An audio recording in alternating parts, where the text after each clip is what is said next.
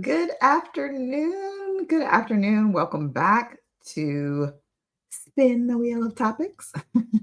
Today is day 3, and I am excited to be back with you. Um, so, if this is your first time watching one of these live streams, I decided to do something a little different to get me back into the habit of live streaming because I took a little bit of a hiatus. In fact, I took a 6-month hiatus from live streaming. And so I challenged myself to do a 5 day, to do 5 days of live streaming. And I'm letting chance, if you will, pick the topic. So I solicited some topics from you all and I loaded them up into our wheel of topics. And it's going to we're going to spin the wheel and it will randomly select our topic. And then I will share my expertise with all of you. So the categories of topics fall under building high performing teams, emotional intelligence for nonprofit leaders, leading through change and uncertainty. There's also sustainable leadership and preventing burnout, which I'm super passionate about. And the final category is maximizing productivity and impact. And so let's not waste any time. Let's just go ahead and spin that wheel. And I promise you that you are going to get some really valuable insights on whatever our topic is for today. So let me share my screen with our wheel of topics. As you can see, the topic list is getting shorter because as we've done 2 topics, those were removed from the wheel. So let me go ahead and spin that wheel and see what our topic is going to be today. Spin that wheel.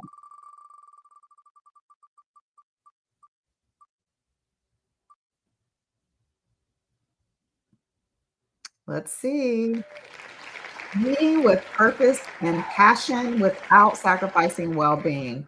Oh my gosh, this is a really, really good one because it's around the uh, arena of burnout, which, like I said, is one of my favorite topics or favorite things to talk about, especially as it relates to dealing um, with leaders, right? Because that's primarily who I work with. I primarily work with nonprofit leaders, but I do work with leaders across multiple industries.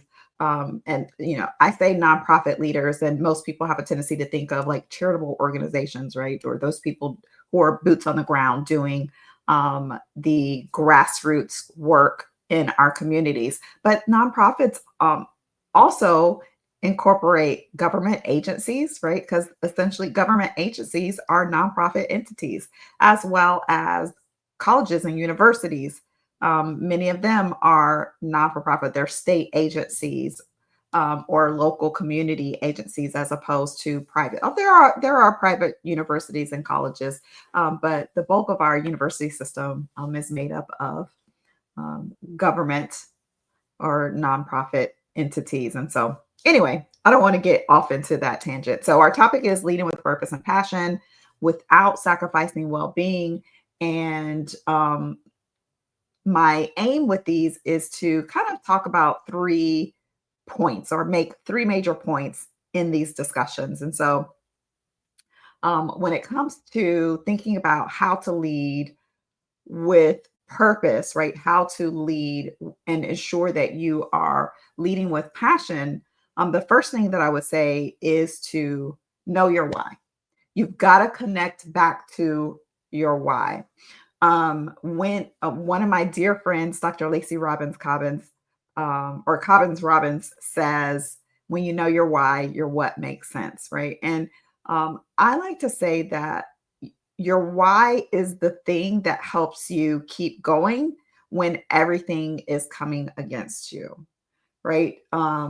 We all know that when we start down a path to achieving goals or to wanting to create an impact with the organizations that we work for and work with, resistance is going to show up. There's going to be some obstacles. There's going to be some roadblocks. There's going to be some hurdles that you have to overcome, even some pitfalls along the way.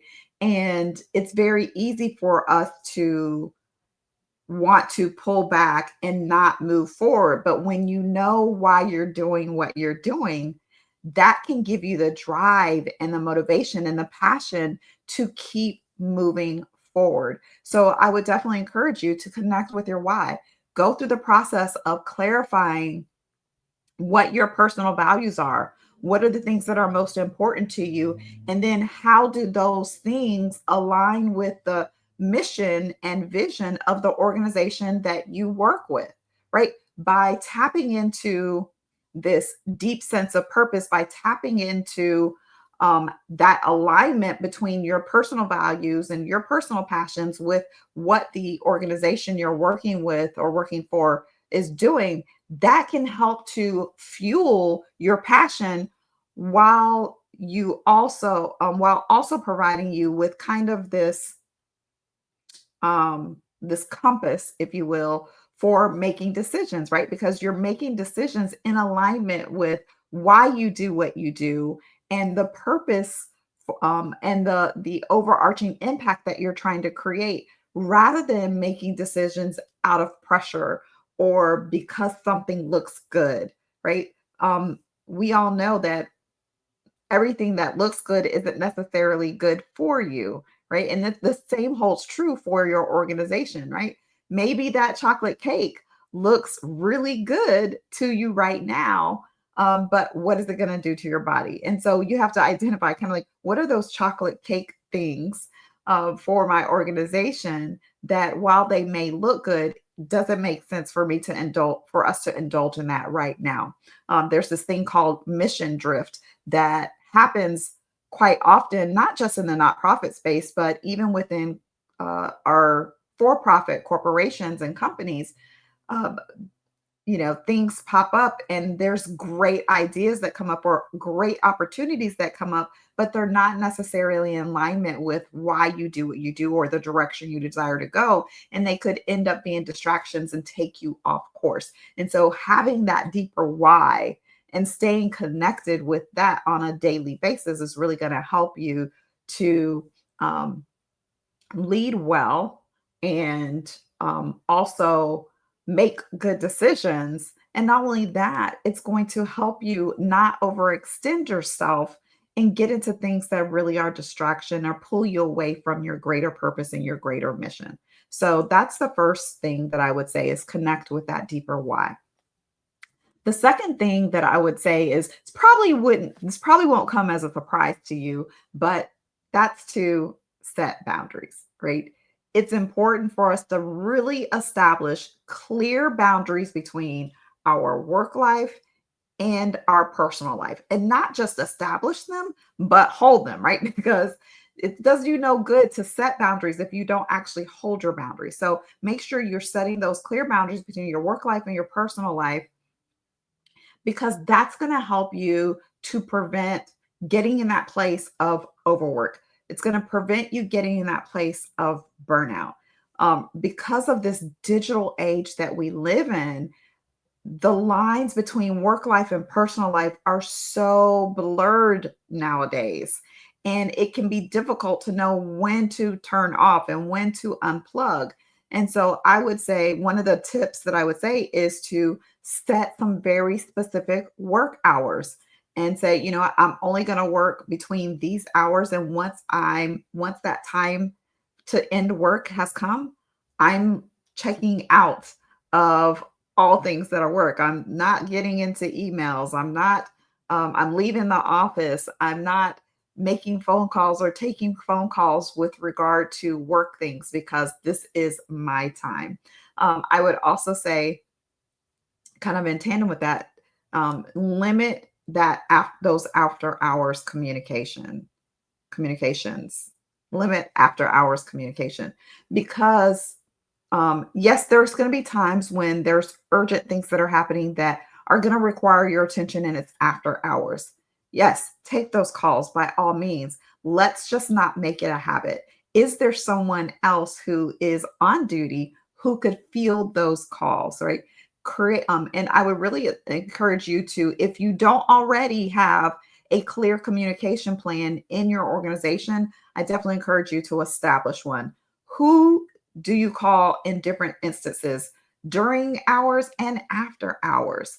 Do you have a situation where you have people who are on call, right? Make sure that those inquiries are going to the right person and really protect your off time.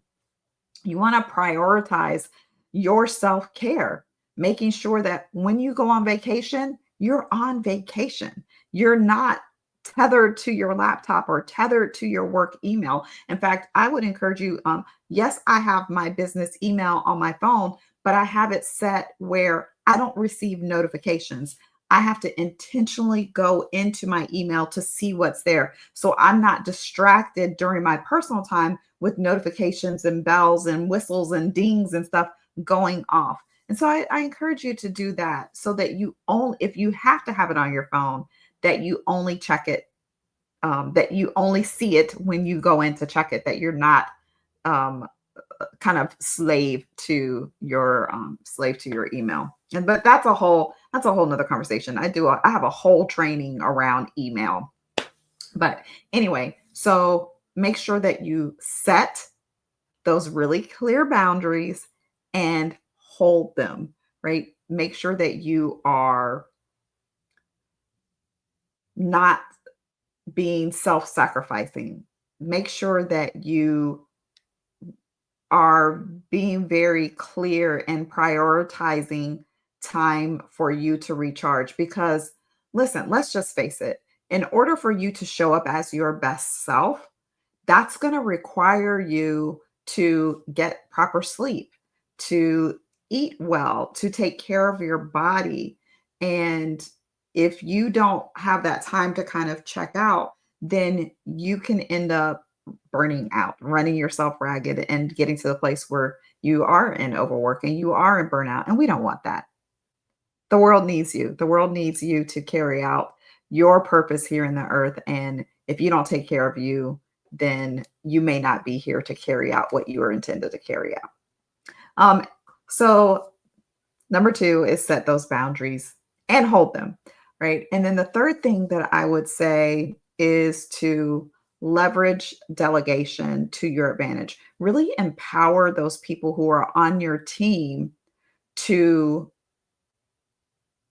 do some of the tasks that you don't necessarily need to do, right? So, you don't have to be Wonder Woman or Superman, right? You don't have to do it all yourself.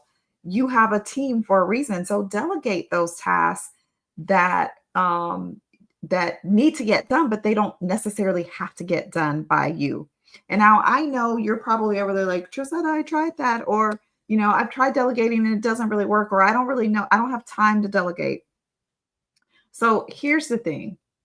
Yes, it does take more time to delegate on the front end, but it saves you time on the back end because once you have, especially if it's a task that needs to be done on a regular basis, someone else is equipped to be able to do that. And yes, it'll take time for them to get up to speed, but once they are up to speed, then you can walk away from that. You can step off of that and focus on things that only you can do. So, not only that, but when you delegate to your team, that enables them to grow and develop professionally, right? It's very empowering for them because they feel like, hey, he or she, my leader trusts me, my director trusts me, my manager trusts me, right? So that's going to boost morale. That's going to boost your engagement. And we know that engaged employees are productive employees. So do all you can to delegate. Now, I will say, I'm going to do a quick overview on how to delegate if that's something that you're not familiar with, or that you've not done effectively in the past. First, you want to identify who on your team has the skill set to be able to carry out the task that needs to be done. Once you've identified that person, then you want to actually have a conversation with them to make sure that they've got capacity to do the task that you want to delegate. Then you go through the process of providing them a clear definition of done for the project. So, what are your expectations? What's the deadline? What does it look like? What does that final product look like so that they are very clear on what needs to be done? And then back off, give them the autonomy to be able to carry out the task, but be present and available for them if they have questions. You don't want to just dump it on them and run and leave them to fend for themselves. But at the same time, you also don't want to micromanage them. You don't want to be lording over their shoulder to make sure that things get done.